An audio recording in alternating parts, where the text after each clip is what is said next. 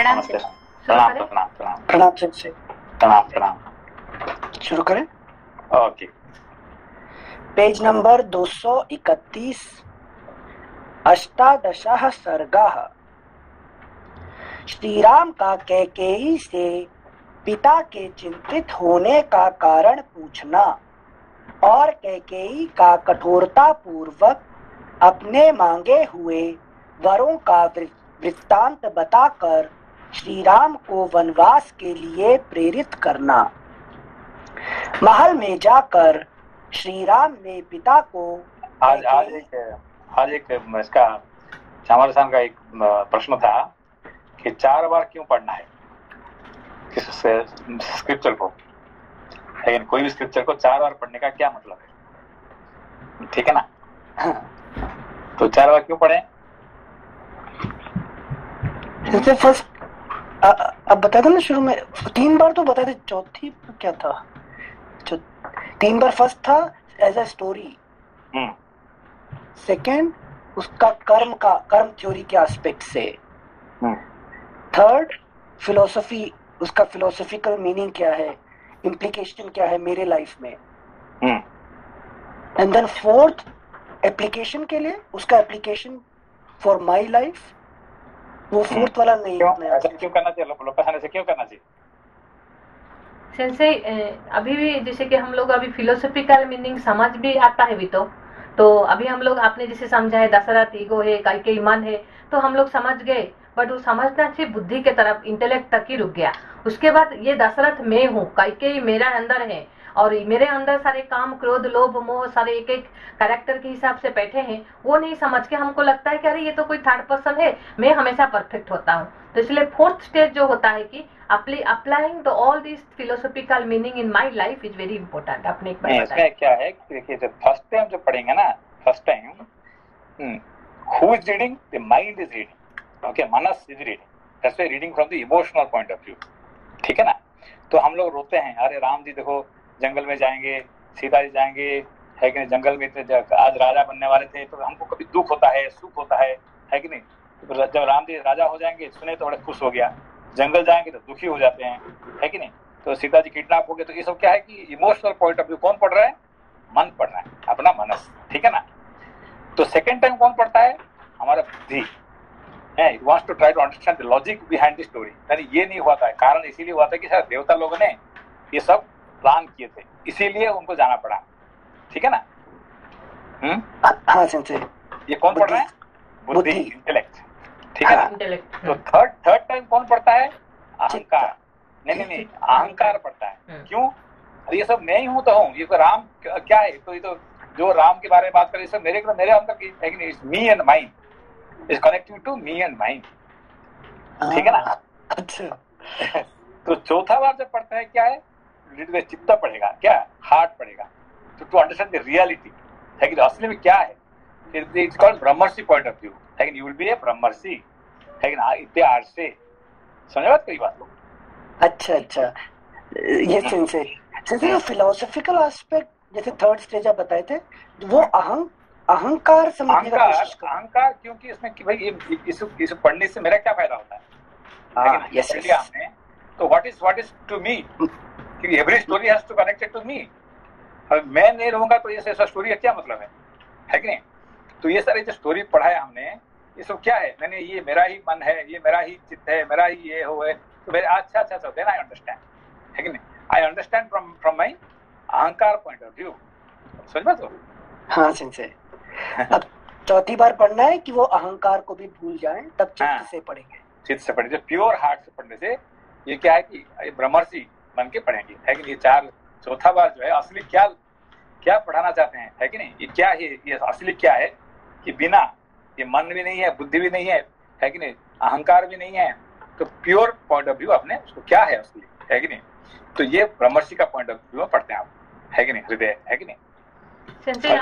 आपने एक बार बताया था कि मुझे कि जब ये फिलोसॉफिकल मीनिंग जानने तक भी हमारा अहंकार तब तक काम करता है, पर जब फोर्थ स्टेज आ जाता है तभी अहंकार पूरा मर जाता है, तभी अपने बारे में अपने जो कर्म कर रहे हो वो लिख सकते हो। जैसे कि आपने बताए थे कि व्यास जी खुद ही लिख रहे हैं कि अपना जन्म कैसे हुआ है, अपने कैसे कैसे उन्होंने कहा, उनका कैसे वो अप्सरा को देख के फिर बच्चे पैदा हुए थे, वो सब कुछ खुद ही लिख पा रहे हैं, क्योंकि ना उस स्टेज से पूरा ऊपर चले गए हैं। वो होता है 4 स्टेज करके आप समझाए थे। ठीक है ना। तो अभी देखिए कि हमारे जो है कि 2 कैरेक्टर, कौन कैरेक्टर जो आप पढ़ रहे हैं, हम रिसेंट क्या पढ़ रहे हैं, एक मंथरा, दूसरा है सुमंत्रा। मंथरा और सुमंत्रा, ये क्या फर्क है कि कोई भी राजा बने, सुमंत्रा वही मंत्री बनकर रहेंगे, चाहे दशरथ रहे, भरत रहे, राम रहे, मंत्री बदलता नहीं है। मंत्री कोई को है, सुमंत्रा ही रहे। ठीक है ना, वो उनका कभी बदलाव नहीं आएगा। मंथरा क्या है, ओनली फॉर कैकेयी।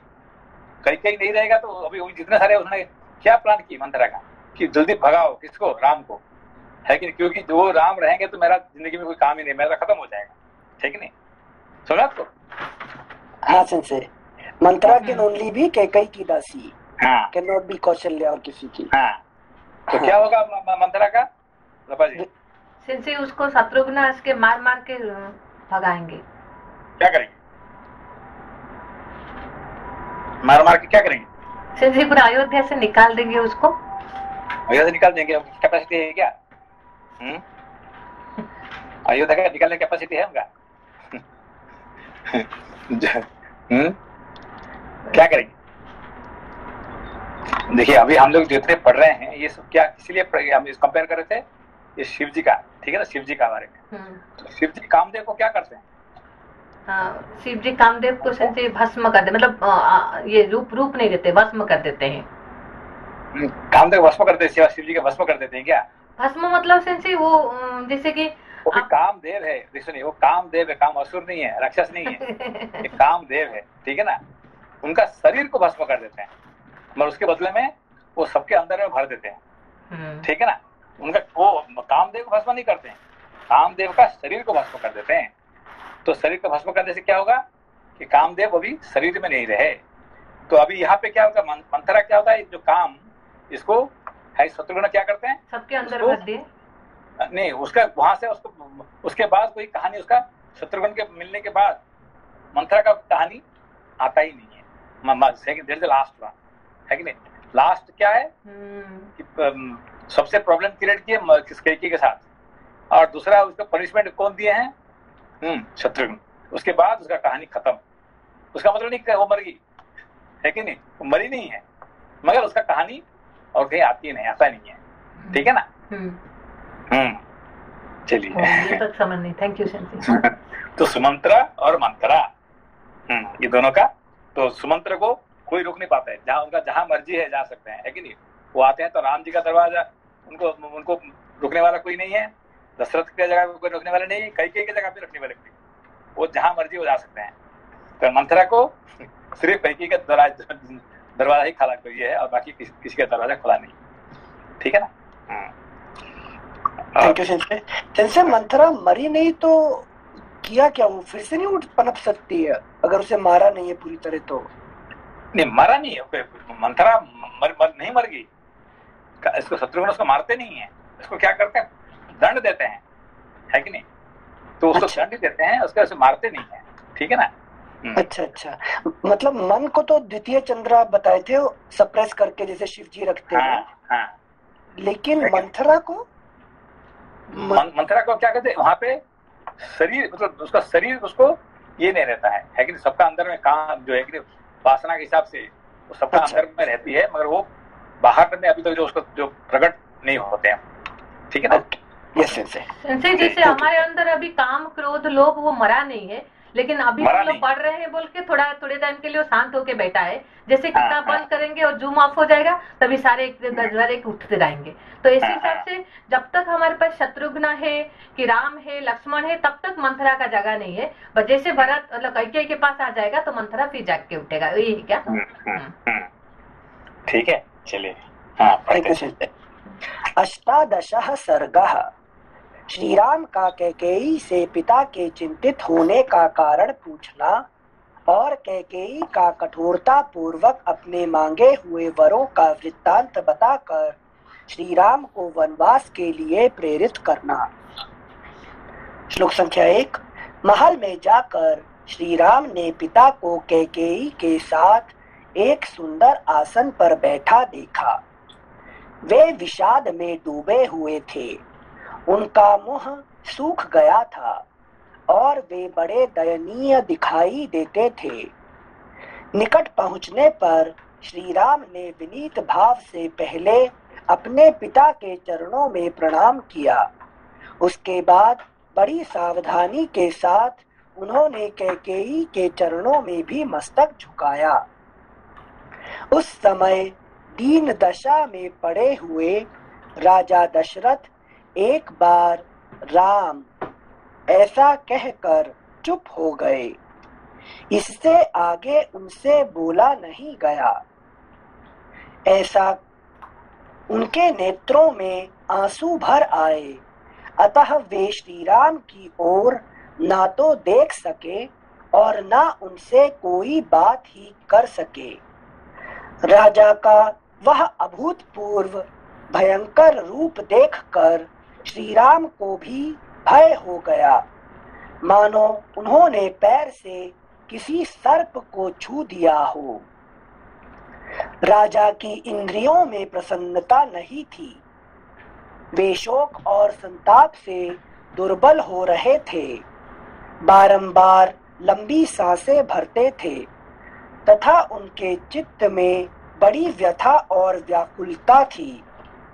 वे ऐसे दिखते थे मानो तरंग मालाओं से उपलक्षित अक्षोभ्य समुद्र क्षुब्ध हो उठा हो, सूर्य को राहु ने ग्रस लिया हो, अथवा किसी महर्षि ने झूठ बोल दिया हो। कितने तीन एग्जाम्पल, कैसे एग्जाम्पल है कि नहीं? हाँ सर। मतलब महर्षि का झूठ बोलना इतना बड़ा चीज होता है। Thank you sensor. वे ऐसे दिखते थे मानो तरंग मालाओं से उपलक्षित अक्षोभ्य समुद्र क्षुब्ध हो उठा हो, सूर्य को राहु ने ग्रस लिया हो, अथवा किसी महर्षि ने झूठ बोल दिया हो। राजा का वह शोक संभावना से परे था। इस शोक का क्या कारण है, यह सोचते हुए श्री रामचंद्र जी पूर्णिमा के समुद्र की भांति अत्यंत विक्षुब्ध हो उठे। पिता के हित में तत्पर रहने वाले परम चतुर श्री राम सोचने लगे कि आज ही ऐसी क्या बात हो गई जिससे महाराज मुझसे प्रसन्न होकर बोलते नहीं हैं। और दिन तो पिताजी कुपित होने पर भी मुझे देखते ही प्रसन्न हो जाते थे।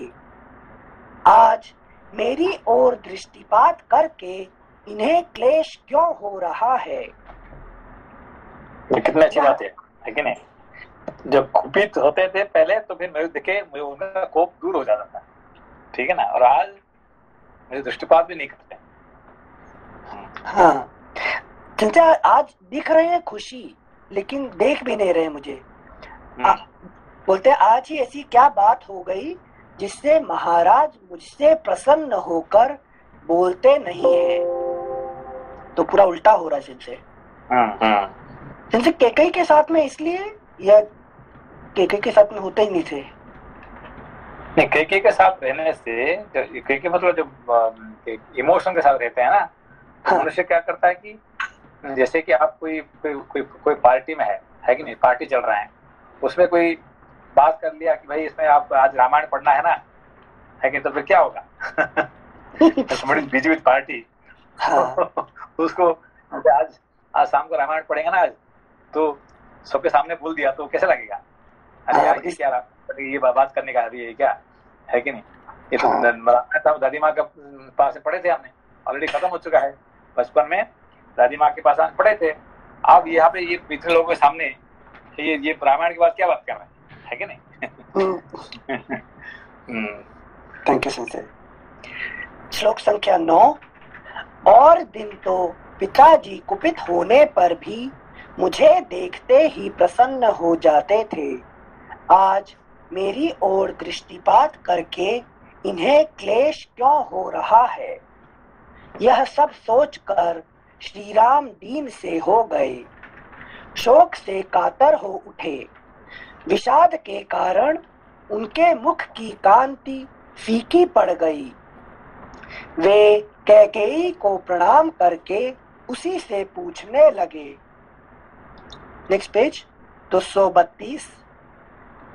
माँ, मुझसे अनजान में कोई अपराध तो नहीं हो गया जिससे पिताजी मुझ पर नाराज हो गए हैं?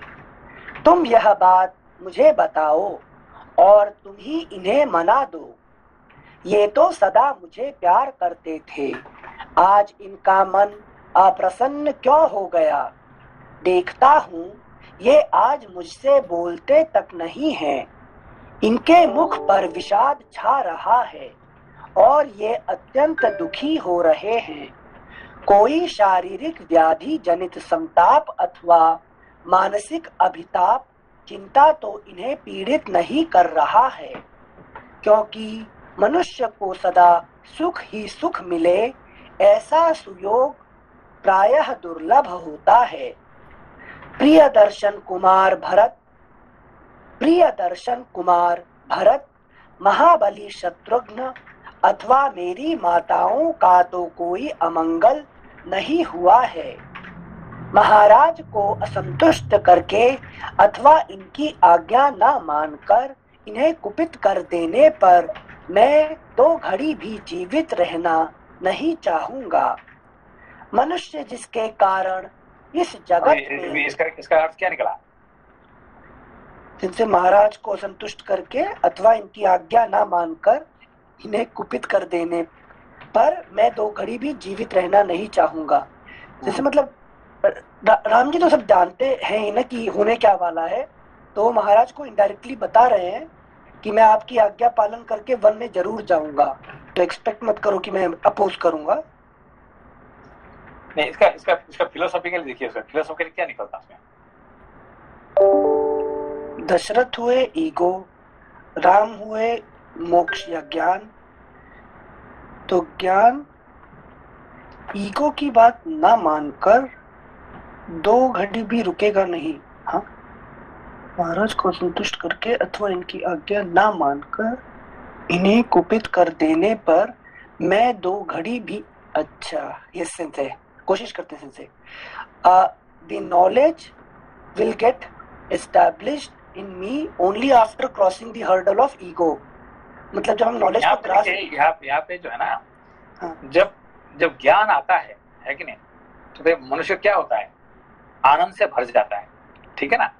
तो अच्छा, हमेशा ज्ञान है कि नहीं, आत्मज्ञान होने के बाद मनुष्य आनंद से भर जाता है कि नहीं।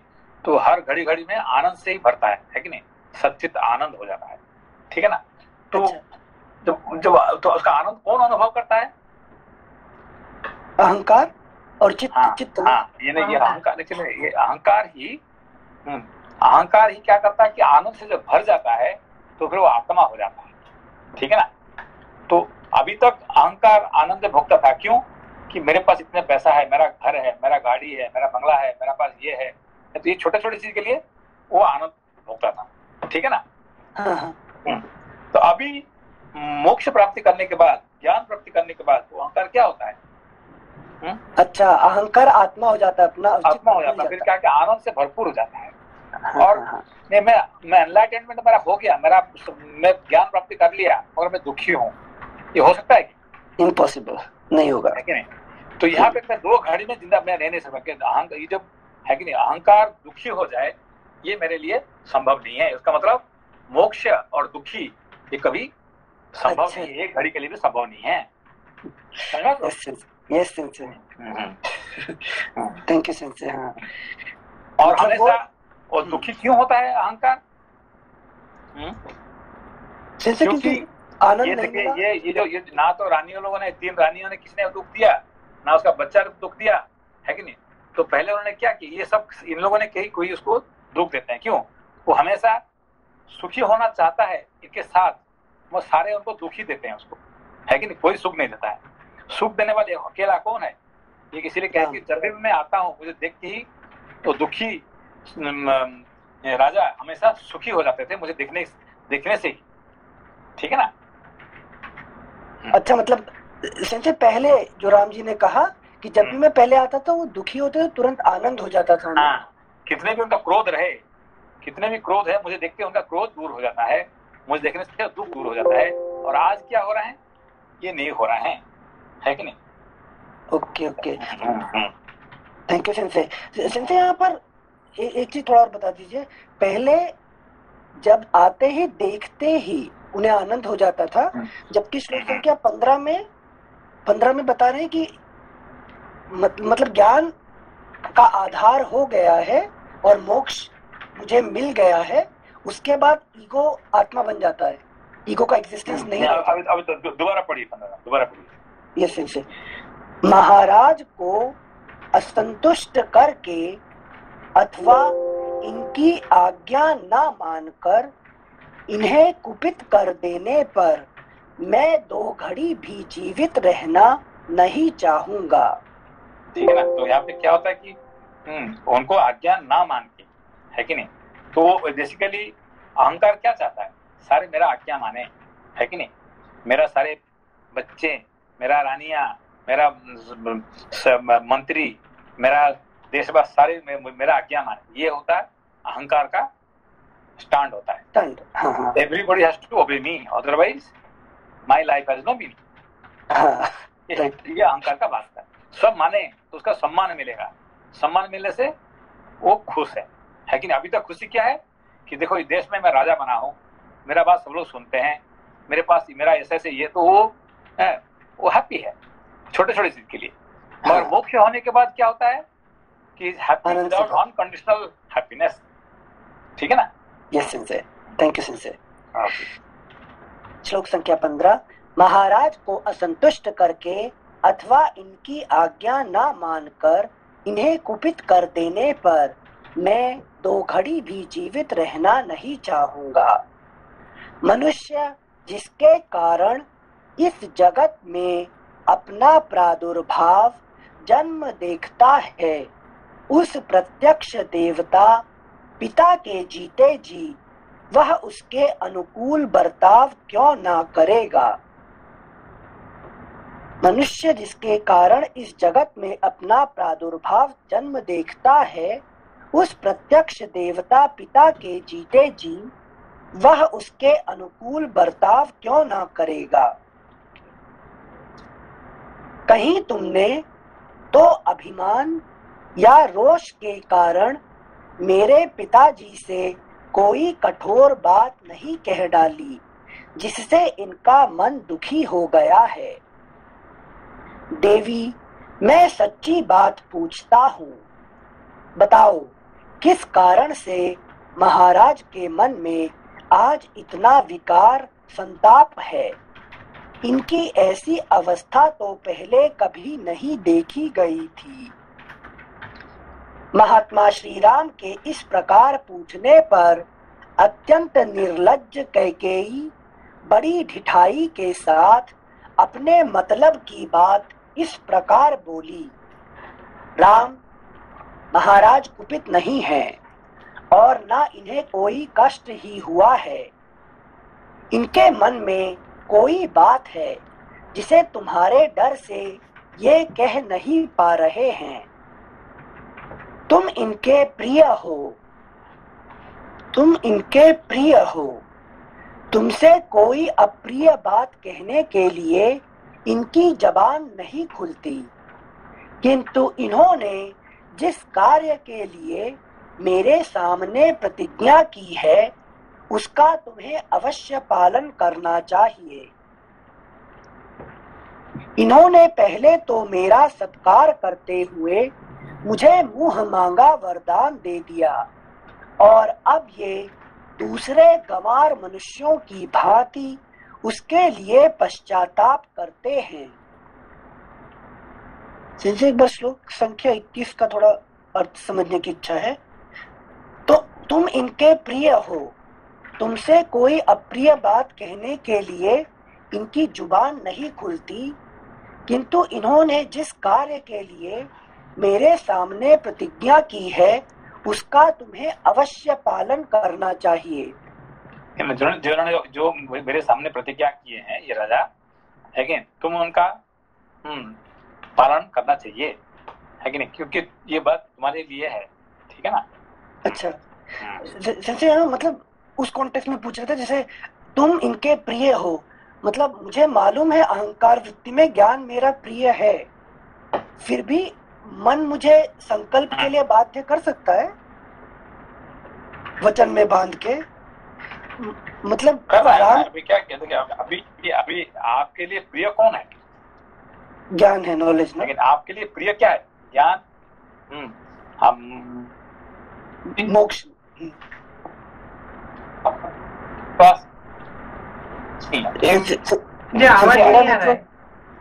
शायद मेरा नेटवर्क संजय आपका आवाज नहीं आ रहा है। नहीं, कट कट क्या रहा है, वेरी फीवर। किसका आवाज? आपका संजय। मेरा? यस संजय। अच्छा संजय अब आ रहा है। अच्छा, लगता है कि मेरा अरे फिर से कट गया। हाँ,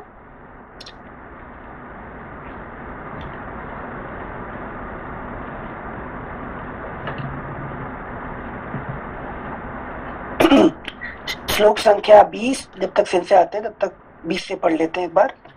अच्छा, यस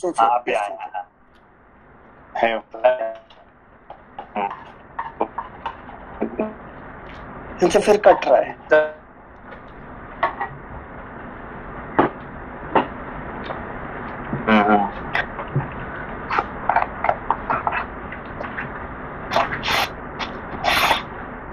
अभी ठीक आ रहे हैं अभी? हाँ, फिर से अब आने लग गया फिर से। अच्छा,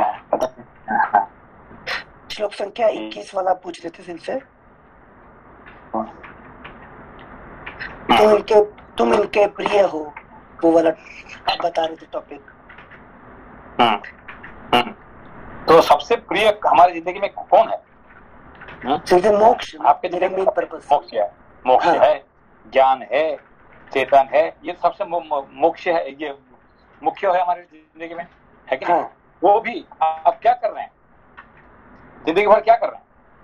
मन की सुन के अपना डिजायर फुलफिल कर, मन की ही बात सुन रहे हैं, है कि नहीं? 99% हम लोग मन की बात सुनते हैं और 1% कभी कभी सुन लेते, बाई चांस सुन लेते हैं, बाई चांस, ठीक है ना।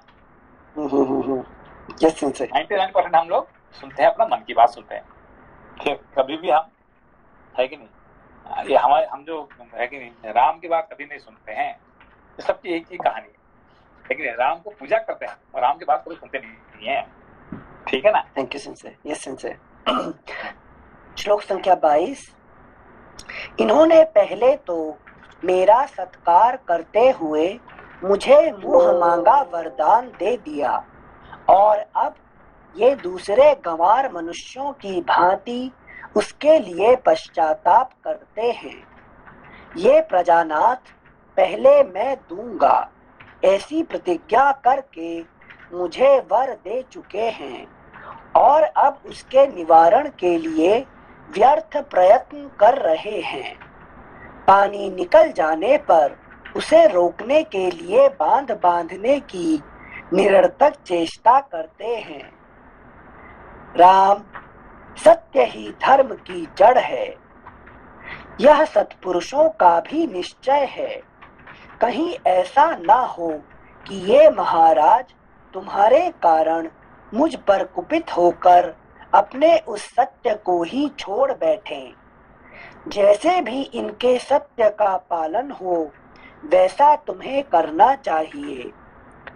यदि राजा जिस बात को कहना चाहते हैं वह शुभ हो या अशुभ, तुम सर्वथा उसका पालन करो, तो मैं सारी बात पुनः तुमसे कहूंगी। यदि राजा की कही हुई बात तुम्हारे कानों में पड़कर वही नष्ट ना हो जाए, यदि तुम उनकी प्रत्येक आज्ञा का पालन कर सको, तो मैं तुमसे सब कुछ खोल कर बता दूंगी। ये स्वयं तुमसे कुछ नहीं कहेंगे। Next page 233। कैकेयी की कही हुई यह बात सुनकर श्री राम के मन में बड़ी व्यथा हुई।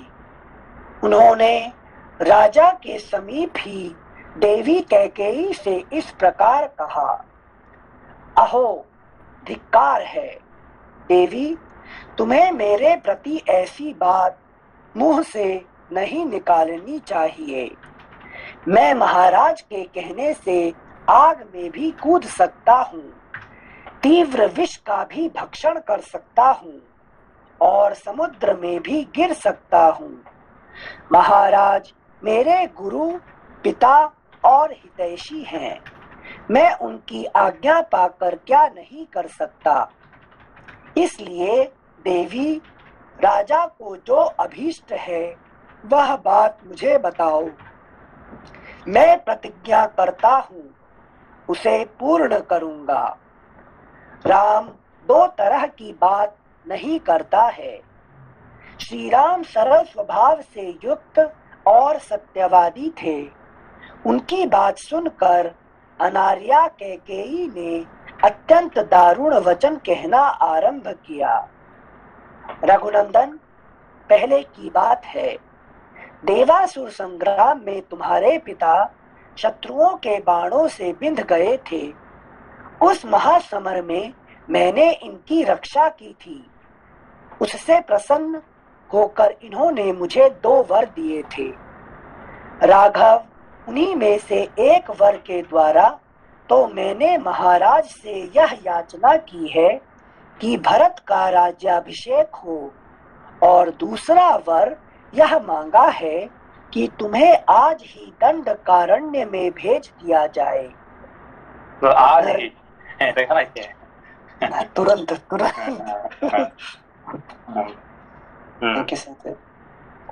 श्लोक संख्या 34। नर श्रेष्ठ, यदि तुम अपने पिता को सत्य प्रतिज्ञा बनाना चाहते हो और अपने को भी सत्यवादी सिद्ध करने की इच्छा रखते हो तो मेरी यह बात सुनो। तुम पिता की आज्ञा के अधीन रहो। जैसी इन्होंने प्रतिज्ञा की है उसके अनुसार तुम्हें 14 वर्षों के लिए वन में प्रवेश करना चाहिए। रघुनंदन, राजा ने तुम्हारे लिए जो यह अभिषेक का सामान जुटाया है उस सब के द्वारा यहाँ भरत का अभिषेक किया जाए, और तुम इस अभिषेक को त्याग कर 14 वर्षों तक दंडकारण्य में रहते हुए जटा और चीर धारण करो। कौशल नरेश की इस वसुधा का जो नाना प्रकार के रत्नों से भरी पूरी और घोड़े तथा रथों से व्याप्त है, भरत शासन करे। बस इतनी ही बात है। ऐसा करने से ये दोनों क्या है? जिनसे मतलब राम जी का वनवास और भरत को राज्य, वो क्या है? जिनसे ज्ञान को दूर करो और तब धर्म में जीवन बिताओ। मतलब दोनों साथ साथ नहीं रह सकते, मोक्ष और धर्म ये दोनों अपोजिट हैं एक दूसरे के। अच्छा, उसका एक ये अर्थ ये है कि उसका कि भरत राज करे। भरत राज करे मतलब ये धर्म कर। भरत क्या होता है? धर्म। और दूसरा होता है कर्मयोग। कर्मयोग चलते रहे और तब तक है कि नहीं, वो ज्ञान किस में लगाएंगे? दंडकारण्य। दंडकार मतलब तपस में लगे रहे, है कि नहीं? तपस। दंड 14 साल हमको क्या करना पड़ेगा? 14 ईयर्स तपस करना होगा। तपस करना पड़ेगा। और ये जो है कि नहीं, धर्म करते करते, कर्मयोग करते करते तपस को चलता रहेगा। ठीक है ना, चलते जाएंगे। अच्छा। और तुम इस अभिषेक को त्याग कर 14 वर्षों तक दंडकारण्य में। ओके। ठीक है, दंडकारण्य है कि नहीं? यहाँ पे ये नहीं कहे कि भाई कोई भी जंगल चला जाओ, नहीं। दंडकारण्य होते हैं। और तपस के बेस में जटाजुट है होके, उसका मतलब तुमको जाके तपस्या करना पड़ेगा। जिनसे तो आशीर्वाद दे रही हूँ उस हिसाब से ना, इसको अपने इससे जो विभिन्न दृष्टिकोण से आपको देखना पड़ेगा, है कि नहीं? मन की भाव से, बुद्धि के भाव से, अहंकार के भाव से, फिर आखिर में लास्ट, है कि नहीं? Thank you सिंसे। सिंसे वो जो एक आप पढ़ाए थे ना कठोपनिषद में प्रेयस और श्रेयस, तो यहाँ पर प्रेयस के हिसाब से तो अनिष्ट हो रहा है, लेकिन श्रेयस के हिसाब से तो सबसे बेस्ट हो रहा है ना, कि जिंदगी में हमारा जो भी कुछ हो रहे हैं ये सब अच्छे के बेस्ट के लिए हो रहे हैं, है कि नहीं? Just accepting whatever coming in the life, that is God, that is the Shreyas. ठीक है ना? जिंदगी में जो कुछ हो रहा है ये अपना श्रेयस ही हो रहा है। ठीक है, थैंक यू सिंसे। इसको एज इट इज उसको ग्रहण करना बात है। अच्छा, यस सिंसे, थैंक यू सिंसे। श्लोक संख्या 37। और तुम इस अभिषेक को त्याग कर 14 वर्षों तक दंडकारण्य में रहते हुए जटा और चीर धारण करो। कौशल नरेश की इस वसुधा का, जो नाना प्रकार के रत्नों से भरी पूरी और घोड़े तथा रथों से व्याप्त है, भरत शासन करें। बस इतनी ही बात है। ऐसा करने से तुम्हारे वियोग का कष्ट सहन करना पड़ेगा, यह सोचकर महाराज करुणा में डूब रहे हैं। इसी शोक से इनका मुख सूख गया है और इन्हें तुम्हारी ओर देखने का साहस नहीं होता। रघुनंदन राम, तुम राजा की इस आज्ञा का पालन करो और इनके महान सत्य की रक्षा करके इन नरेश को संकट से उबार लो। कैकेयी के इस प्रकार कठोर वचन कहने पर भी श्री राम के हृदय में शोक नहीं हुआ, परंतु महानुभाव राजा दशरथ पुत्र के भावी वियोग जनित दुख से संतप्त एवं व्यथित हो उठे। इस प्रकार श्री वाल्मीकि निर्मित आर्ष रामायण आदि काव्य के अयोध्या कांड में 18वां सर्ग पूरा हुआ। Next page 234। 19 सर्गः।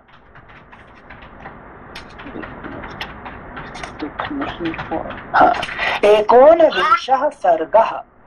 श्री राम की कैकेयी के साथ बातचीत और वन में जाना स्वीकार करके उनका माता कौशल्या के पास आज्ञा लेने के लिए जाना। वह अप्रिय तथा मृत्यु के समान कष्टदायक वचन सुनकर श्री शत्रुसूदन श्री राम व्यथित नहीं हुए।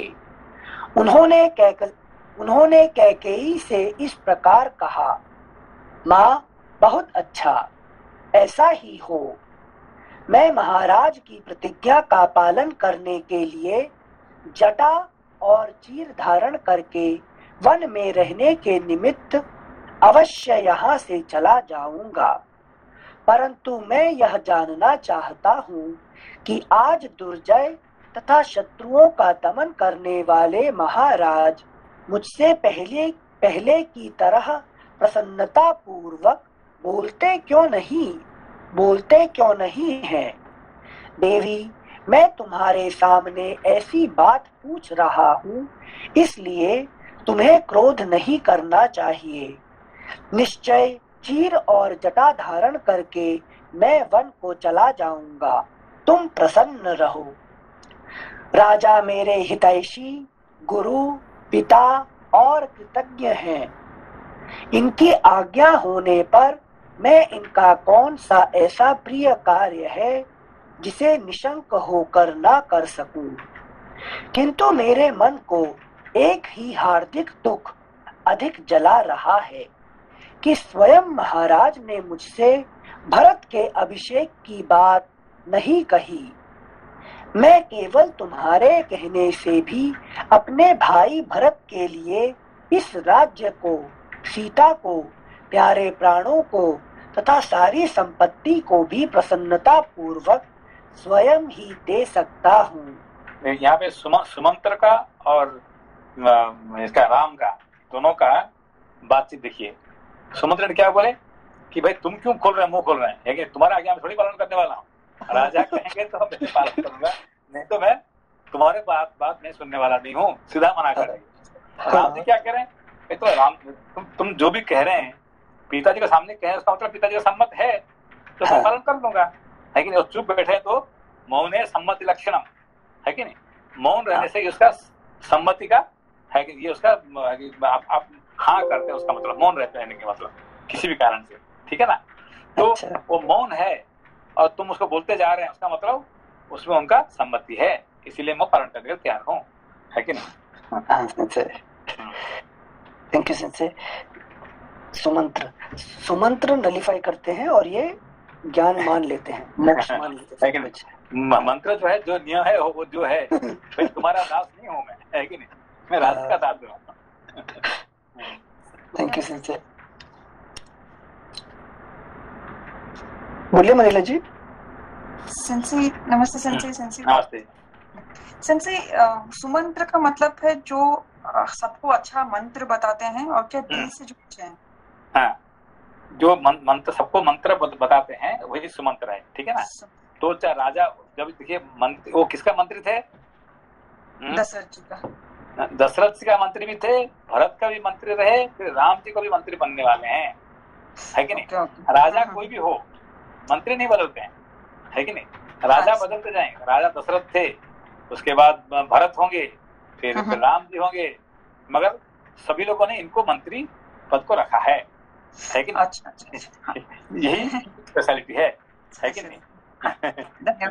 देखिए अभी कृपाचार्य क्या थे कि वो धृतराष्ट्र का भी कुलगुरु थे, फिर दुर्योधन का भी कुलगुरु थे, फिर वो पांडव का भी कुलगुरु थे। तो उनका नहीं बदला है कि नहीं।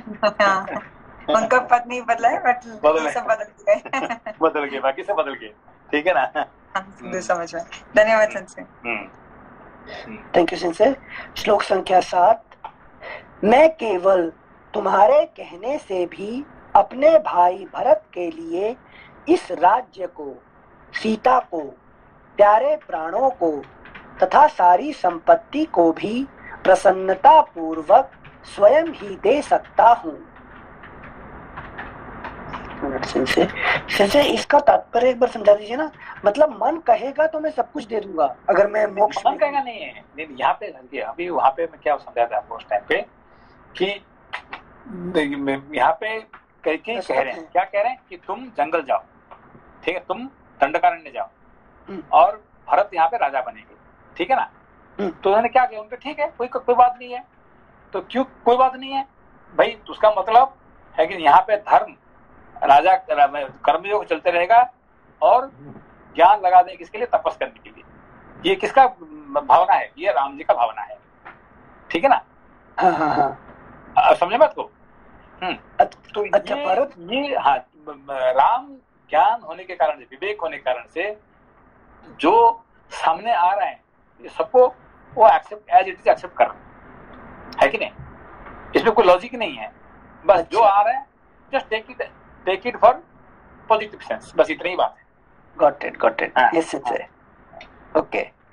आज आपको खाना नहीं मिलेगा, ठीक है, उसका मतलब भगवान आज कहता है उपवास करो, है कि नहीं। अच्छा खाना आज अच्छा मिल जाएगा तो ठीक है भाई, खाना अच्छे से खा लेंगे, कल उपवास कर लेंगे, है कि नहीं। तो whatever comes in the life you take it for positive period, है कि नहीं, समझे। प्रारब्ध है बापू, समर्पित बापू। Thank you sensei. श्लोक संख्या 7।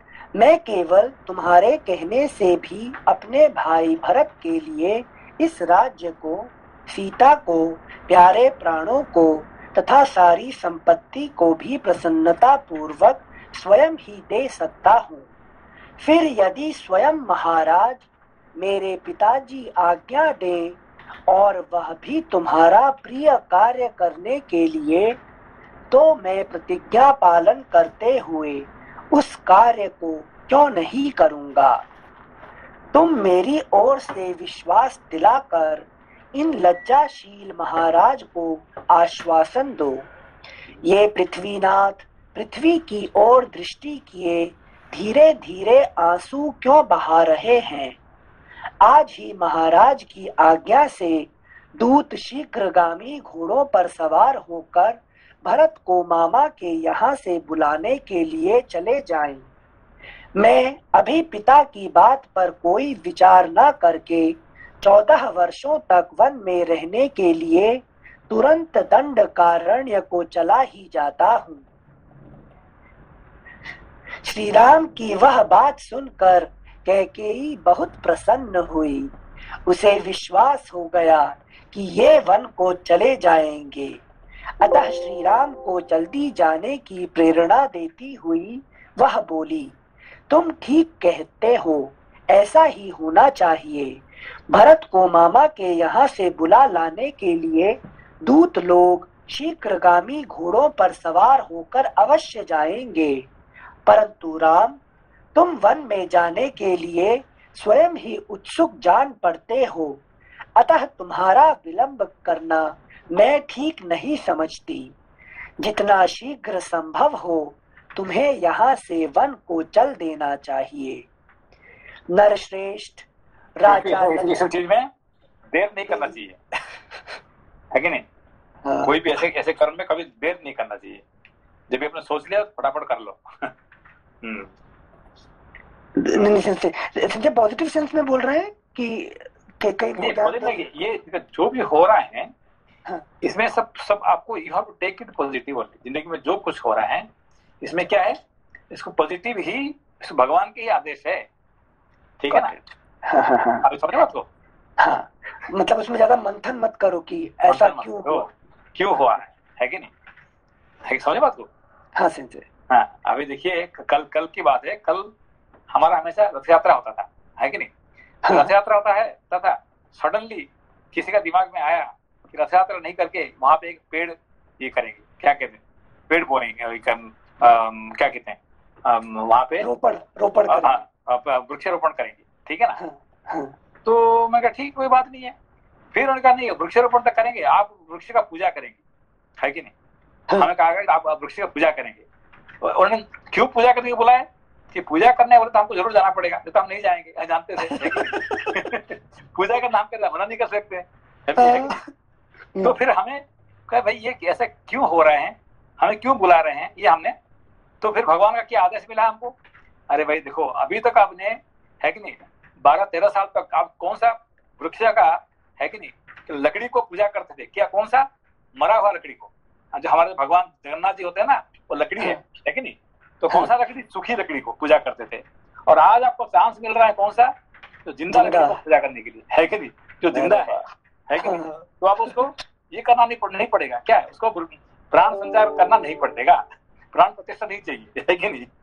बाकी आपको जो सूखा लकड़ी को प्राण प्रतिष्ठा करना पड़ेगा। और अभी क्या है, जो लकड़ी अभी जिंदा है वो तो ऑलरेडी प्राण है ही है, उसको प्राण प्रतिष्ठा क्या करेंगे, है कि नहीं? तो ये भगवान के जगन्नाथ जी का हमारे पूरे आदेश हुआ है कि आप जाओ और वहां पे जाकर उसको पूजा करो, है कि नहीं? तो मैंने कहा यार, तो उसका मतलब उसका नेगेटिव क्या हुआ है? पर उन लोग क्या हमको जो आदेश क्या दिए कि नेगेटिव हिसाब से क्या है कि आप जाको हमको बुलाने के लिए रास्ता क्या किया, आप जाके उनको पूजा करो, वृक्ष पूजा। तो हमने कहा भाई क्यों ऐसा हुआ है? तो भगवान हमको आदेश दे दिए, नहीं ये तुमको जो मिल रहा है वही करो। क्यों? अभी तक तुम तो इतने सालों तक क्या पूजा कर रहे थे कि सूखी लकड़ी की पूजा कर रहे थे, है कि नहीं? अब जिंदा लकड़ी की पूजा करो, है कि नहीं? This is called fourth time reading. है कि नहीं? हमको जगन्नाथ जी को क्या कहते हैं? दारू ब्रह्म, है कि नहीं? लकड़ी का ब्रह्म, है कि नहीं? दारू मतलब ब्रह्म, है कि नहीं? तो लकड़ी को ब्रह्म मान के पूजा करते हैं, है कि नहीं? तो अभी हम डायरेक्टली जिंदा लकड़ी को पूजा करने जा रहे हैं, है कि नहीं? ब्राह्मण की। ठीक है। श्लोक संख्या 14। परंतु राम, तुम वन में जाने के लिए स्वयं ही उत्सुक जान पड़ते हो, अतः तुम्हारा विलंब करना मैं ठीक नहीं समझती। जितना शीघ्र संभव हो तुम्हें यहाँ से वन को चल देना चाहिए। नरश्रेष्ठ, राजा लज्जित होने के कारण जो स्वयं तुमसे नहीं कहते हैं, यह कोई विचारणीय बात नहीं है। अतः इसका दुख तुम अपने मन से निकाल दो। Next page 235। श्री राम, तुम जब तक अत्यंत उतावली के साथ इस नगर से वन को नहीं चले जाते, तब तक तुम्हारे पिता स्नान अथवा भोजन नहीं करेंगे। कैकेयी की यह बात सुनकर शोक में डूबे हुए राजा दशरथ लंबी सांस खींचकर बोले, धिक्कार है, हाय बड़ा कष्ट हुआ। इतना कहकर वे मूर्छित हो उस सुवर्ण भूषित पलंग पर गिर पड़े। उस समय श्री राम ने राजा को उठाकर बैठा दिया और कैकेयी से प्रेरित हो कोड़े की चोट खाए हुए घोड़े की भांति वे शीघ्रता पूर्वक वन को जाने के लिए उतावले हो उठे। अनार्या कैकेयी के उस अप्रिय एवं दारुण वचन को सुनकर भी श्री राम के मन में व्यथा नहीं हुई। वे कैकेयी से बोले, देवी, मैं धन का उपासक होकर संसार में नहीं रहना चाहता। तुम विश्वास रखो, मैंने भी ठीक है, हाँ। मैंने भी ऋषियों की ही भांति निर्मल धर्म का आश्रय ले रखा है। एक बार फिर से पढ़ते से, देवी, मैं धन का उपासक होकर संसार में नहीं रहना चाहता। तुम विश्वास रखो, मैंने भी ऋषियों की ही भांति निर्मल धर्म का आश्रय ले रखा है। पूज्य पिताजी का जो भी प्रिय कार्य मैं कर नमस्कार सर। इसका ये जो पढ़िए, इसका मतलब क्या है सर? कि क्या नाम, काफी गूढ़ रहस्य है इसके अंदर, जो क्या नाम हृदय में धन का उपासक ना होकर संसार में नहीं रहना, तो मैंने भी ऋषियों की ही भांति निर्मल धर्म का आश्रय दे रखा है। क्योंकि ऋषियों ने क्या करते हैं कि निर्मल धर्म को आश्रय लेके वो रह रहे हैं। तो मैं भी है कि नहीं, इस संसार में ये धन संपत्ति राज्य इसको लेके मैं नहीं रहना चाहता हूँ। मैं भी ऋषियों के भांति है कि नहीं, तो उनके साथ मैं वहां पे जाके वहां रहना चाहता हूँ, है कि नहीं, ये यही कह रहे हैं यहाँ पे, ठीक है ना। इसीलिए 14 साल वहां रहने के बाद जब वापस आते हैं राम जी, तो फिर क्या करते हैं कि भेजते हैं हनुमान जी को, जाओ देख के आओ कि वहां पे भरत वहां सुखी है, तो फिर हम नहीं जाएंगे, हम फिर वापस चले जाएंगे फिर जंगल में, है कि नहीं। तो इसीलिए जानते नहीं आते ना सर। अच्छा, ये नहीं पढ़ा आपने? ये वाला नहीं पढ़ा, ये कि वो दिखते हैं कि क्या की सुखियां क्या नहीं सुखी। हाँ, देखिए कि यहाँ पे 14 साल के बाद है कि नहीं, वहां पे एक दिन पहले पहुंचते कहाँ पे कि जो यहाँ पे करीब करीब 50 किलोमीटर दूर वो रहते हैं और सब लोग वहीं पर ठहरते हैं और हनुमान जी को भेजते हैं, तुम जाओ जाके देख के आओ कि वहां पे है भरत शत्रुघ्न खुशी है, तो फिर हम वापस नहीं जाएंगे, हम फिर जंगल में जाके हम जंगल में रहेंगे, है कि नहीं। और क्या कंडीशन जाके देख के आओ, हमको बताओ, सच सच बताओ। तो हनुमान जी जाते हैं देखने के लिए क्या हो रहा है। तो वहां पे क्या देखे हैं कि वहां पे भरत जी क्या करते हैं, एक चीता का बंदोबस्त कर लिए कि है कि नहीं, कल 14 साल पूरा होने वाला है, ठीक है ना। तो कल तक नहीं आएंगे राम जी, तो फिर मैं वहां पे चिता पे भस्म हो जाऊंगा फिर, है कि नहीं। तो हनुमान जी को कहते हैं कि भाई है कि ये देखे कि भाई ये अलग भाषा क्या कहते हैं, एक ब्राह्मण का रूप जाते हैं, देखे कि भाई इन्होंने सबको पता है कि कल आखिरी दिन 14 साल पूरा होने वाला है और राम जी वापस नहीं आएंगे, तो भरत जी कल यहाँ पे अपने आप जलने के लिए उन्होंने चिता का बंदोबस्त करके बैठे हुए यहाँ पे। तो फिर राम जी दौड़ भाग के जाते हैं कि नहीं एक दिन लेट हो जाएगा तो फिर मेरा भाई मर जाएगा, लेकिन जी तो ये हमेशा चाहते थे कि वो बस वो खुश है तो मुझे वहां जाना जरूरी नहीं है, ठीक है ना जी। Thank you. मगर सीता जी चले जाते हैं। सीता जी क्या करते हैं कि वो जंगल से वापस आने के बाद भी उनका मन में क्या रहता है, नहीं यार मुझे ये पहले तो लेना पसंद नहीं है, मुझे तो जंगल में ही सही है। तो इसीलिए वो है कि नहीं, मेरा बच्चे कहाँ पैदा होंगे, जी जंगल में पैदा होंगे, है कि नहीं। इसीलिए वाल्मीकि मुनि में फिर दोबारा चले जाते हैं, है कि नहीं। मगर राम जी नहीं जाते हैं।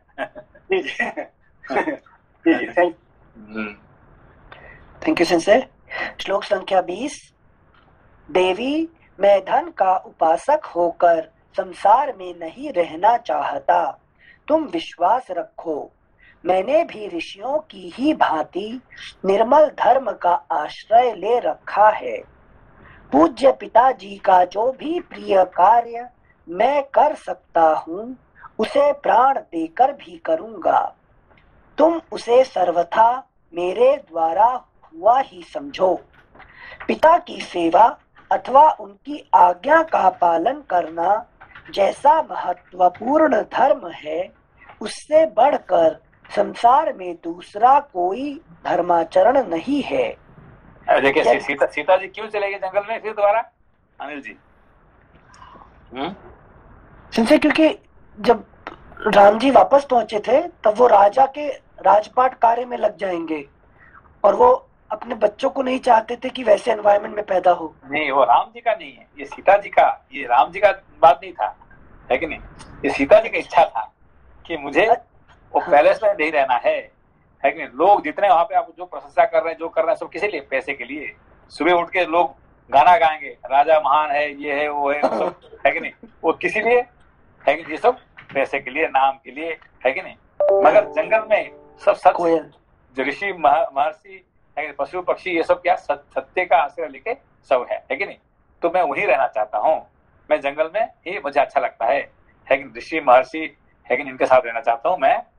ये पैसा, ये असत्य के साथ रहना नहीं चाहता हूँ। ये सीता जी का इच्छा था, ठीक है ना? अच्छा, हाँ सेंसे, अगर सीता जी का इच्छा था तो धोबी क्यों मारा गया बेचारा? भाई किसी कहानी का किसी को तो बहाना बनाना पड़ेगा ना भाई। तुम्हारे कारण से मैंने, है कि नहीं? तुम्हारे कारण से रोज पढ़ रहा हूँ, मालूम है कि नहीं? भाई तुम नहीं आते, भाई तुमने बोला इसलिए मैंने हमें पढ़ा है, नहीं तो कौन पढ़ने वाला है? तो ये किसी को तो बहाना बनाना पड़ेगा ना, ठीक है ना? मुझे अभी तूने कहा मैं खाना खा रहा हूँ, मेरा थोड़ा इच्छा था खाना खाने के लिए, मेरे खाने की इच्छा नहीं था, मैं कहा, तूने रिक्वेस्ट किया, मैं खा लिया, है कि नहीं? तो बात नहीं है, बात मुझे खाने का तो जरूर था, इसीलिए मैं खा रहा हूँ। किसी को बहाना बनाना पड़ता है कि नहीं? पहले सीता जी खुद कहते हैं, किसको? राम जी को, कि अब टाइम आ गया कि मैं यहाँ नहीं रहना चाहता हूँ और मेरे साथ मेरा बच्चे जो पैदा होंगे यहाँ नहीं होंगे, वो जंगल में होंगे, ऋषि महर्षि का साथ होंगे, है कि नहीं? तो उनका इच्छा था और इच्छा को पूरा करते हैं, है कि नहीं? हाँ सेंसे, थैंक यू सेंसे। श्लोक संख्या 22। पिता की सेवा अथवा उनकी आज्ञा का पालन करना जैसा महत्वपूर्ण धर्म है, उससे बढ़कर संसार में दूसरा कोई धर्माचरण नहीं है। यद्यपि पूज्य पिताजी ने स्वयं मुझसे नहीं कहा है, तथापि मैं तुम्हारे ही कहने से 14 वर्षों तक इस भूतल पर निर्जन वन में निवास करूंगा। कैकेयी, तुम्हारा मुझ पर पूरा अधिकार है, मैं तुम्हारी प्रत्येक आज्ञा का पालन कर सकता हूँ। फिर भी तुमने स्वयं मुझसे न कहकर इस कार्य के लिए महाराज से कहा, इनको कष्ट दिया। इससे जान पड़ता है कि तुम मुझ में कोई गुण नहीं देखती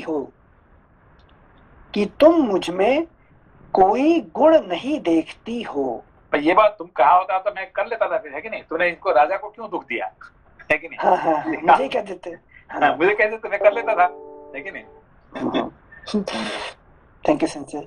श्लोक संख्या ये धोबी को जैसे, है कि नहीं? धोबी कह दिया तो मान लिया, है कि नहीं? तो तुम भी कहते तो मान लेता था मैं। Thank you sensei. श्लोक संख्या 25। अच्छा, अब मैं माता कौशल्या से जो मानते हैं राम जी, तो ये अपने जानबूझ के कि मान लेते हैं ज्ञान के रास्ता में जाने के लिए, ना किस लिए मान जाते हैं सब कुछ कि जो आ रहा है एक्सेप्ट करने? जो मतलब अच्छे चीज है, चाहे कोई भी कहे, है कि नहीं? अच्छे चीज को मान लेना चाहिए। अभी कई कहेंगे तुम जाकर दारू पियो, वो दारू पियेंगे क्या? सत्य मैं कह रहा हूँ, सत्य वचन, सत्य पालन करने के तुम दारू पियो, सिगरेट पियो, है कि नहीं? तुमने ये करो, है कि नहीं? किसी को मार दो, है कि नहीं? कोई जो ऋषि महर्षि को मार दो, मारेंगे? करेंगे क्या? राम जी को कहते हैं कि तुम ऐसे करो, वो करेंगे नहीं? क्या करेंगे? जो करने लायक है, जो अच्छी चीज है, चाहे कोई कहे, है कि नहीं? बालादपि सुखादपि, छोटा सा बच्चा भी कहे अच्छी चीज कहे तो मान लेना चाहिए, और स्वयं सुखदेव जी भी कहे और बुरे चीज को नहीं मानना चाहिए। समझ बात को? हाँ सेंसे। Yes sense. तो इसलिए राम जी को जो करना चाहिए वो कर रहे हैं। अभी बहाना किसको दे रहे हैं? कैकेयी को दे रहे हैं, है कि नहीं? कैकेयी के कारण से, धोबी के कारण से नहीं, कारण कोई नहीं है। जो मैं करना चाहता हूँ वही करता हूँ, बस किसी को बहाना देना पड़ता है कि नहीं? जैसे सुनो सबकी करो मन की। हाँ, है कि नहीं? श्लोक संख्या 25। अच्छा, अब मैं माता कौशल्या से आज्ञा ले लूं और सीता को भी समझा बुझा लूं। इसके बाद आज ही विशाल दंडक वन की यात्रा करूंगा। तुम ऐसा प्रयत्न करना जिससे भरत इस राज्य का पालन और पिताजी की सेवा करते रहें, क्योंकि यही सनातन धर्म है। श्री राम का यह वचन सुनकर पिता को बहुत दुख हुआ। वे शोक के आवेग से कुछ बोल ना सके, केवल फूट फूट कर रोने लगे। महातेजस्वी श्री राम उस समय अचेत पड़े हुए पिता महाराज दशरथ तथा अनार्या कैकेयी के भी चरणों में प्रणाम करके उस भवन से निकले। पिता दशरथ और माता कैकेयी की परिक्रमा करके उस अंतःपुर से बाहर निकलकर श्री राम अपने सुहृदों से मिले।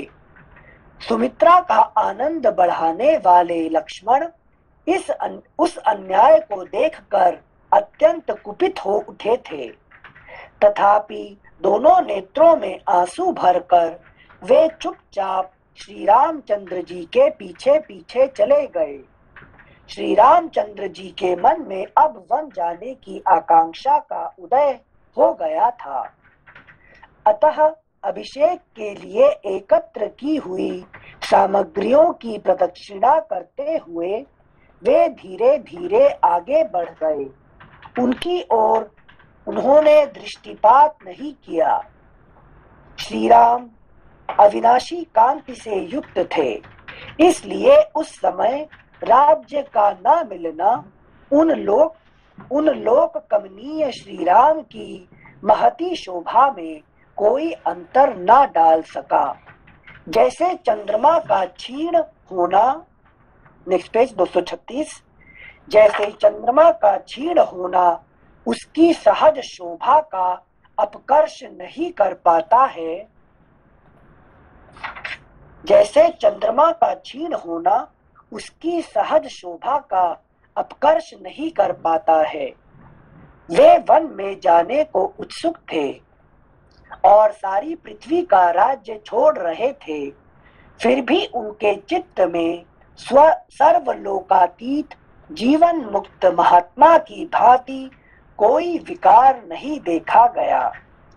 श्री राम ने अपने ऊपर सुंदर छत्र लगाने की मनाही कर दी। डुलाए जाने वाले सुसज्जित चमर भी रोक दिए। वे रथ को लौटाकर स्वजनों तथा पूर्ववासी मनुष्यों को भी विदा करके आत्मीय जनों के दुख से होने वाले दुख को मन में ही दबाकर इंद्रियों को काबू में करके यह अप्रिय समाचार सुनाने के लिए माता कौशल्या के महल में गए। उस समय उन्होंने मन को पूर्णतः वश में कर रखा था।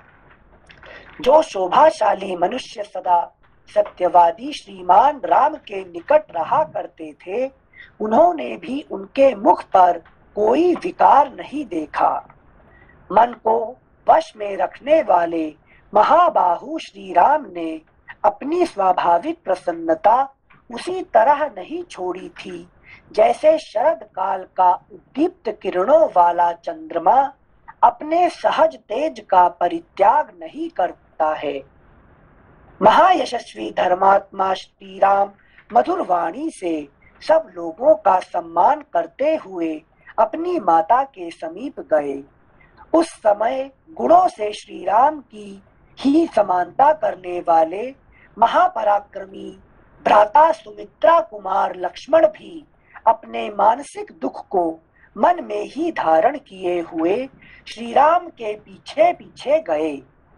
अत्यंत आनंद से भरे हुए उस भवन में प्रवेश करके लौकिक दृष्टि से अपने अभीष्ट अर्थ का विनाश हुआ देखकर भी हितैषी सुहृदों के प्राणों पर संकट आ जाने की आशंका से श्री राम ने यहाँ अपने मुख पर कोई विकार नहीं प्रकट होने दिया। इस प्रकार श्री वाल्मीकि निर्मित आर्ष रामायण आदि काव्य के अयोध्या कांड में 19वां सर्ग पूरा हुआ। बस ठीक है। नमस्ते सेंसेई। नमस्ते नमस्ते नमस्ते कल नमस्ते। ट्यूसडे है, फिर परसों पढ़ेंगे। Thank you.